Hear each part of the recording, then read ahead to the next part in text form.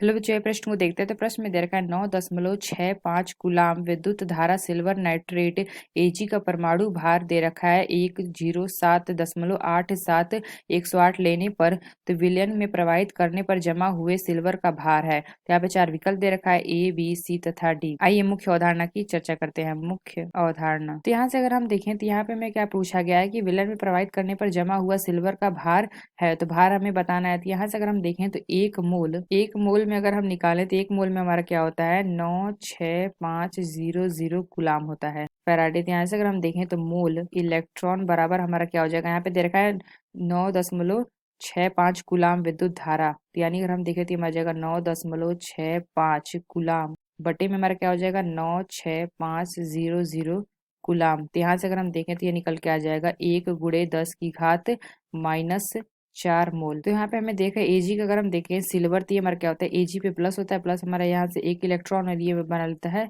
एजी। तो यहाँ से हम कह सकते हैं कि एक मोल इलेक्ट्रॉन देने पर 108 ग्राम एजी। तो एजी का हमारा क्या होता है परमाणु भार 108 होता है। तो ये हमारा 108 ग्राम एजी जमा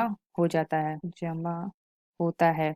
अतः यहाँ से अगर हम देखें तो यहाँ पे हमने क्या निकालता है 1 × 10⁻⁴ मोल। तो यानी अगर हम देखें तो हम कह सकते हैं अतः 1 × 10⁻⁴ मोल इलेक्ट्रॉन देने पर जमा हुआ सिल्वर यानी कि एजी, ये हमारा क्या हो जाएगा 0.0108 ग्राम।